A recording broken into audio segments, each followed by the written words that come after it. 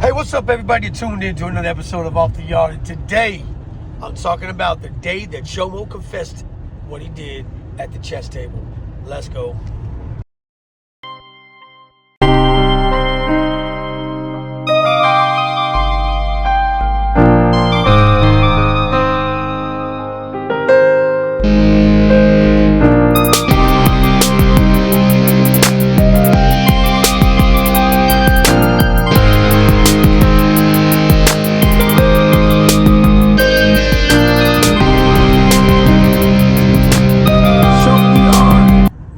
Heading to the doctors for second or third chemo treatment.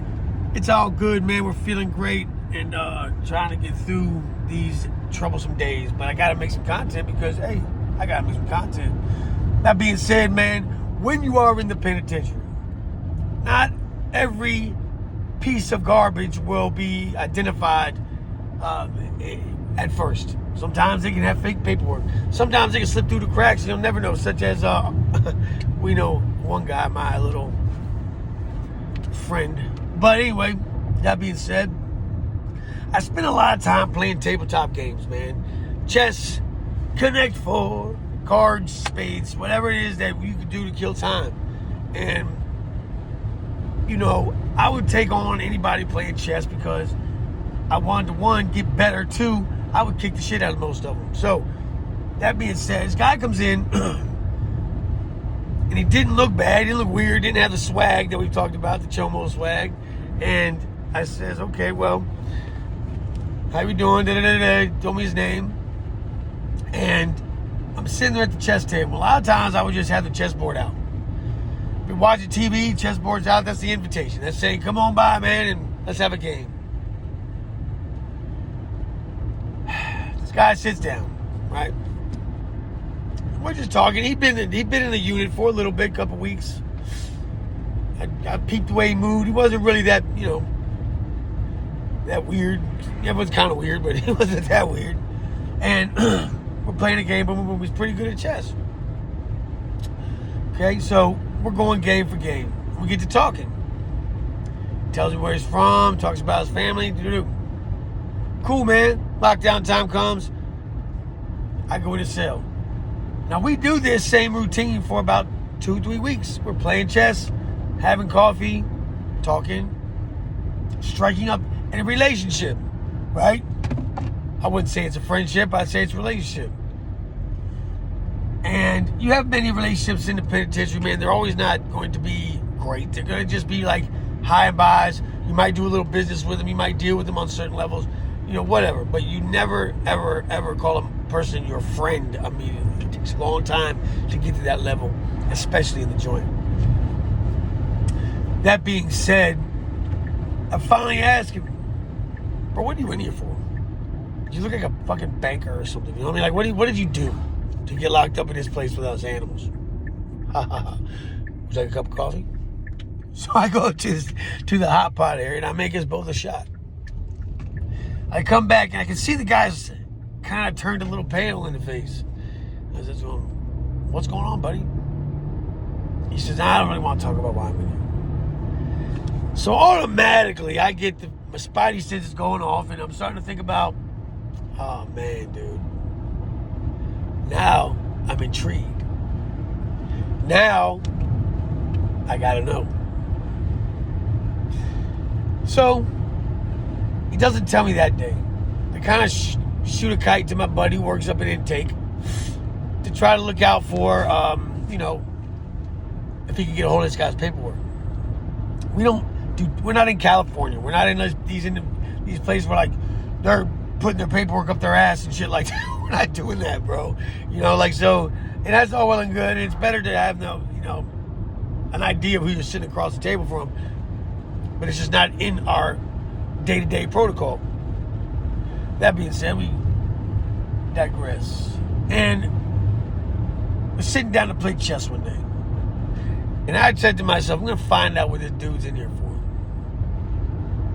I'm going to find out exactly why this individual that's been sitting across the table from me for almost 3 or 4 weeks now won't tell me what he's in here for. Now, granted, sometimes people just don't want to talk about it. Sometimes people are going in for appeal. Sometimes people killed their mom. Sometimes whatever. They don't want to talk about it. I understand that. But when the spidey senses go off, you got to listen to them because a lot of times they're right. Your gut is normally right. And something told me that there was something off about this gentleman. So, we're playing. It's a pretty heated game. I end up getting him in check.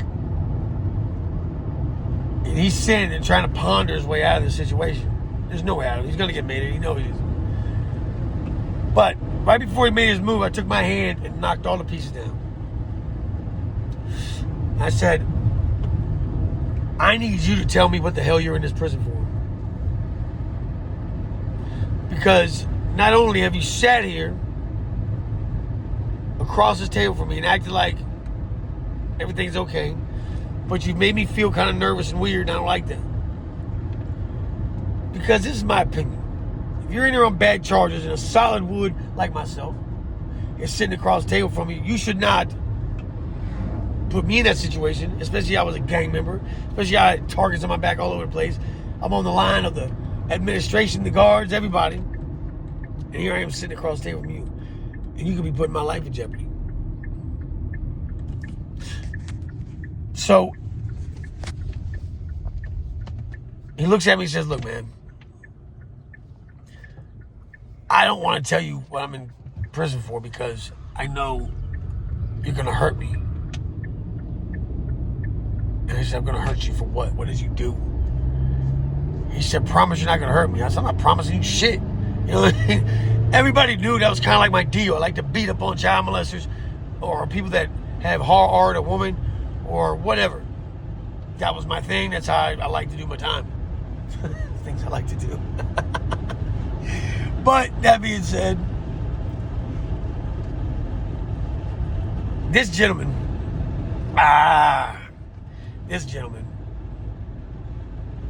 was a maintenance worker of an apartment complex. And this apartment complex was, Section 8, low-income housing. And I'm not going to say exactly where. I'm not going to say his name. I'm not going to do all those things, which I should, but sometimes they'll kind of mess with you if you do that. But what he had done was, the kids that would come off the bus to go to school in and out, when they came into the apartment building, which was a big place, there was the maintenance closet right there. And this guy had taken several, when I say several guys, I'm talking 10 or better, young children into this maintenance closet and done horrible things to them.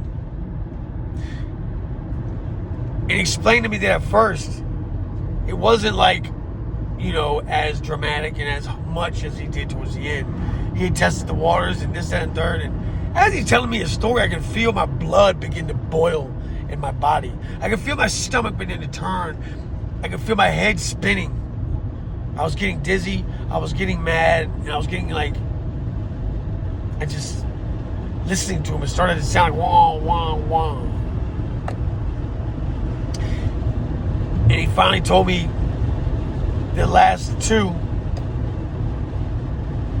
he'd taken their lives. And they could never find the body because they had a trash incinerator behind the building, and that's where he put the bodies. They caught him because when they came and raided the apartment buildings, came and searched everything, they found garments from these little kids inside the maintenance closet. They started to interview the children, and the children started to talk. God rest those two little souls that are no longer with us because of this total piece of shit. Now, how did I react to that?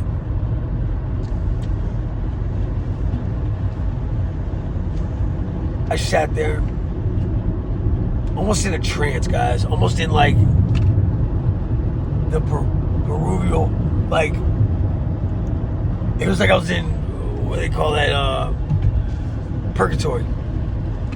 Emotional purgatory. I didn't know what to feel.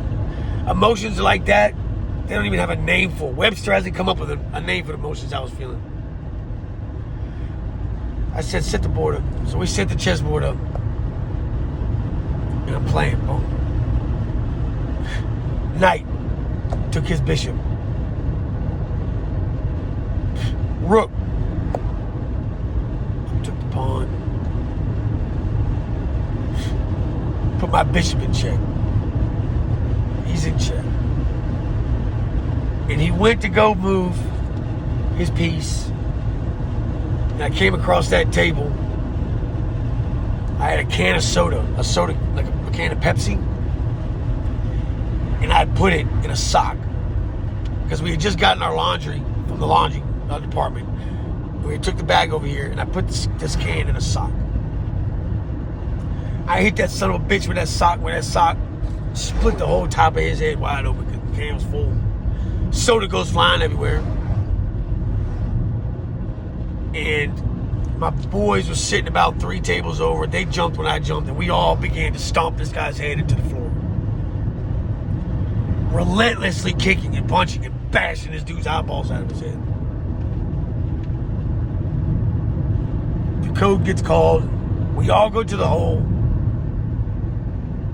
He goes to the hospital.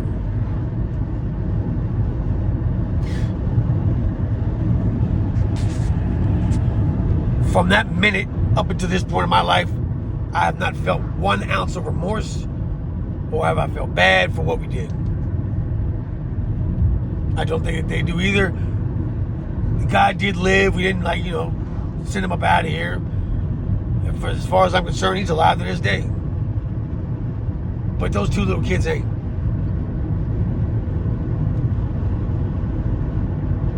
Sometimes the hand of God is put into the most unexpected people. Sometimes the hand of God strikes when you least expect it. Sometimes you're the hand of God. You guys enjoyed the content today. Is it the best story in the world? No, but I think I had a pretty good ending. Much love to the Gladiator Gang. Salute to all the A1s from day one, man. And as always, stay up, stay out, and stay sucker free, baby.